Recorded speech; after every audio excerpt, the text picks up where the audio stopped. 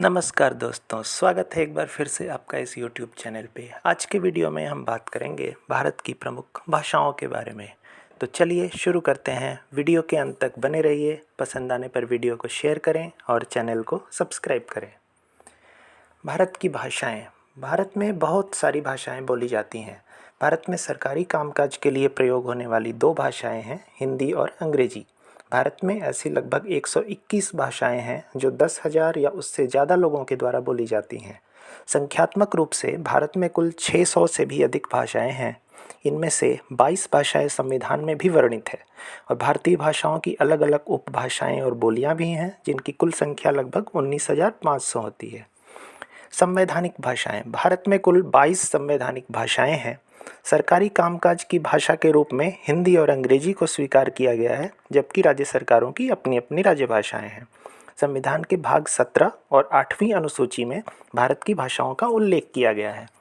8वीं अनुसूची में शामिल भारतीय भाषाएं इस प्रकार हैं। कुल भाषाएं हैं 22, जो कि संविधान में इस क्रम में वर्णित है: असमिया, बांग्ला, बोडो, डोगरी, गुजराती, हिंदी, कन्नड़, कश्मीरी, कोंकणी, मैथिली, मलयालम, मणिपुरी, मराठी, नेपाली, उड़िया, पंजाबी, संस्कृत, संथाली, सिंधी, तमिल, तेलुगु और उर्दू। भाषा की संवैधानिक स्थितियाँ। संवैधानिक भाषाएं ये वो भाषाएं होती हैं जो संविधान में पाई जाती हैं। जैसे संविधान में उल्लिखित 22 भाषाओं को हम संवैधानिक भाषाएं कहते हैं। दूसरी है आधिकारिक भाषाएं। ये उन भाषाओं को कहते हैं जो सरकारी कार्यों में प्रयोग की जाती हैं। इसको राजभाषा और दरबारी भाषा भी कहते हैं, जैसे अंग्रेजी और हिंदी। आइए इन भाषाओं के बारे में जानते हैं। पहली है आसामी। इसको असमी या असमिया भी कहते हैं। यह भारत के असम राज्य की आधिकारिक भाषा और असम में बोली जाने वाली एक प्रमुख भाषा है। आज लगभग 1.5 करोड़ से अधिक लोग आसामी बोलते हैं।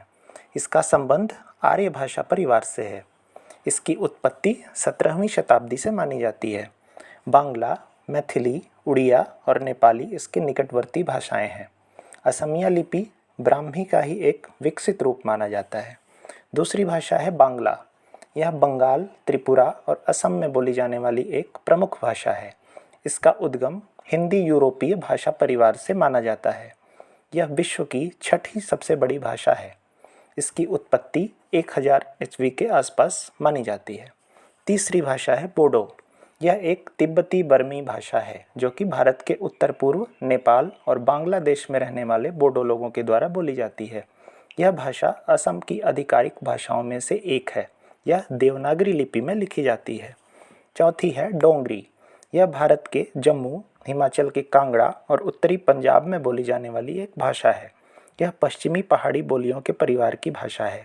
चंबयाली, मडवाली, मंडयाली, बिलासपुरी और बागड़ी इस परिवार की अन्य भाषाएं हैं। इसकी लिपि को टाकरी या टक्करी लिपि कहते हैं। पांचवी है गुजराती। यह भारत के गुजरात, दीव और मुंबई में बोली जाने वाली एक प्रमुख भाषा है। गुजराती साहित्य भारतीय भाषाओं के सबसे समृद्ध साहित्यों में से है। इस भाषा का उद्गम संस्कृत भाषा से हुआ है। हिंदी। यह विश्व की एक प्रमुख भाषा और भारत की एक राजभाषा है। 2011 की जनगणना के अनुसार भारत की 57.1% जनसंख्या हिंदी जानती है, जिसमें से लगभग 44% लोगों ने हिंदी को अपनी मातृभाषा घोषित किया है। यह विश्व की 10 शक्तिशाली भाषाओं में से एक है, जिसकी उत्पत्ति 1000 ईस्वी के आसपास मानी जाती है। इसकी 4 प्रमुख शैलियाँ हैं: मानक हिंदी, दक्षिणी, रेखता और उर्दू। इसकी लिपि देवनागरी है। कन्नड़। यह भारत के कर्नाटक प्रदेश में बोली जाने वाली एक प्रमुख भाषा है, जो कि कर्नाटक की राजभाषा भी है। यह द्रविड़ भाषा परिवार में आती है, लेकिन इसमें संस्कृत के शब्द भी हैं। कन्नड़ भाषी लोग इसे सिरिगन्नड़ भी कहते हैं। इसका अस्तित्व लगभग 2500 ईसा पूर्व से है और कन्नड़ा लिपि का प्रयोग लगभग 1900 वर्षों से हो रहा है। लगभग 4.5 करोड़ लोग कन्नड़ भाषा का प्रयोग करते हैं। कश्मीरी। यह एक भारतीय आर्य भाषा है जो प्रमुखतः कश्मीर और चिनाब घाटी में बोली जाती है। 2001 की जनगणना के अनुसार भारत में लगभग 56 लाख लोग कश्मीरी भाषा बोलते हैं। पाक अधिकृत कश्मीर में लगभग 1 लाख लोग कश्मीरी भाषा बोलते हैं। इसकी उत्पत्ति 13वीं शताब्दी के आसपास मानी जाती है।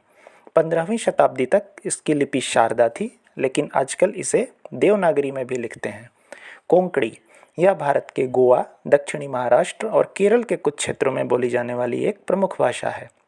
यह आर्य भाषा परिवार से संबंधित है। यह अनेक लिपियों में लिखी जाती रही है, जैसे देवनागरी, कन्नड़, मलयालम और रोमन। यह मराठी की निकटवर्ती संबंधी है और इसकी उत्पत्ति 17वीं शताब्दी के आसपास मानी जाती है। मैथिली यह भारत के बिहार और झारखंड और नेपाल के तराई क्षेत्रों में बोली जाने वाली एक भाषा है। यह हिंद आर्य परिवार और मगधी परिवार की एक भाषा है। इसका प्रमुख स्रोत संस्कृत भाषा है, जिसके शब्द तत्सम या तद्भव रूप में मैथिली में प्रयोग किए जाते हैं। यह भाषा बोलने और सुनने में बहुत मोहक लगती है। यह इतिहास की प्राचीनतम भाषाओं में से एक मानी जाती है, जिसका प्रमाण रामायण में भी मिलता है। मलयालम यह भारत के केरल राज्य में बोली जाने वाली एक प्रमुख भाषा है। यह द्रविड़ भाषा परिवार में आती है। केरल के अलावा यह तमिलनाडु के कन्याकुमारी, कर्नाटक, लक्षद्वीप और अन्य देशों में भी बोली जाती है। इसकी प्राचीनता लगभग 1000 वर्ष तक की मानी गई है। मणिपुरी यह भारत के मणिपुर राज्य और निचले असम के लोगों द्वारा बोली जाने वाली एक प्रमुख भाषा है, जिसे मैतेई भाषा भी कहते हैं। इसकी कई उपभाषाएं भी हैं। यह भाषा मैतेई माएक और पूर्वी नागरी लिपि में लिखी जाती है। मराठी यह भारत के महाराष्ट्र प्रदेश में बोली जाने वाली एक प्रमुख भाषा है। यह महाराष्ट्र की आधिकारिक राजभाषा भी है। यह एक आर्य भाषा है जो कि लगभग 2300 सालों से अस्तित्व में है। इसकी मुख्य बोली मानक मराठी है और इसे बोली भाषा भी कहते हैं। नेपाली यह नेपाल की राष्ट्रभाषा है। इसे खसकुरा, खस भाषा, गोरखाली या पर्वतिया भी कहते हैं। नेपाल के अतिरिक्त यह भाषा भारत में सिक्किम, पश्चिम बंगाल, असम, मणिपुर, अरुणाचल प्रदेश, मेघालय और उत्तराखंड में भी बोली जाती है। इसके अलावा यह भूटान, तिब्बत और म्यांमार में भी बोली जाती है। उड़िया यह भारत के उड़ीसा राज्य की आधिकारिक भाषा और राज्य में बोली जाने वाली एक प्रमुख भाषा है। इसका संबंध आर्य भाषा परिवार से है। बांग्ला, मैथिली, असमिया और नेपाली इसकी निकटवर्ती भाषाएं हैं। इसकी उत्पत्ति 10वीं शताब्दी के आसपास मानी जाती है। इसकी लिपि का विकास भी नागरी लिपि के समान ही ब्राह्मी लिपि से हुआ है। पंजाबी यह एक हिंद आर्यन भाषा है। यह पंजाब क्षेत्र के निवासियों द्वारा बोली जाती है। इसके बोलने वालों में हिंदू, सिख और मुसलमान सभी शामिल हैं। इसकी कई उपभाषाएं भी हैं। इसके अलावा यह अमेरिका, कनाडा, ऑस्ट्रेलिया और ब्रिटेन में भी बोली जाती है। संस्कृत यह भारतीय उपमहाद्वीप की एक भाषा है। यह एक हिंद आर्य भाषा है जो हिंद यूरोपीय भाषा परिवार से आती है। आधुनिक भारतीय भाषाओं जैसे हिंदी, बांग्ला, मराठी, सिंधी, पंजाबी, नेपाली का उद्गम संस्कृत से ही हुआ है। संस्कृत का इतिहास बहुत पुराना है। वर्तमान समय में प्राप्त सबसे प्राचीन संस्कृत ग्रंथ ऋग्वेद है, जो कम से कम 2500 ईसा पूर्व की रचना है। संस्कृत भाषा का व्याकरण अत्यंत परिमार्जित एवं वैज्ञानिक है। संताली यह भारत के असम, झारखंड, उड़ीसा, छत्तीसगढ़, बिहार, त्रिपुरा और बंगाल में बोली जाने वाली एक भाषा है। यह मुंडा परिवार की एक प्रमुख भाषा है। यह ऑस्ट्रो एशियाई भाषा परिवार की मुंडा शाखा में आती है। यह भारत, बांग्लादेश, नेपाल और भूटान के लगभग 76 लाख लोगों के द्वारा बोली जाती है। इसकी अपनी पुरानी लिपि का नाम ओल चिकी है। सिंधी यह भारत के पश्चिमी हिस्से, मुख्यतः सिंध क्षेत्र में बोली जाने वाली एक प्रमुख भाषा है। यह सिंधी समाज की मातृभाषा भी है। यह गुजरात के कच्छ जिले में प्रमुखतः बोली जाती है, जहाँ पर इसे कच्छी भाषा के नाम से जानते हैं। इसका उद्गम आर्य भाषा से माना जाता है। पाकिस्तान में सिंधी भाषा नास्तालिक में लिखी जाती है, जबकि भारत में इसके लिए देवनागरी और नास्तालिक दोनों लिपियाँ प्रयोग की जाती हैं। सिंधी के लगभग 70% शब्द संस्कृत मूल के हैं। तमिल यह मुख्यतः तमिलनाडु और श्रीलंका में बोली जाती है। यह तमिलनाडु और पुदुचेरी की राजभाषा भी है। यह श्रीलंका और सिंगापुर की कई राजभाषाओं में से एक है। यह द्रविड़ भाषा परिवार की प्राचीनतम भाषा मानी जाती है।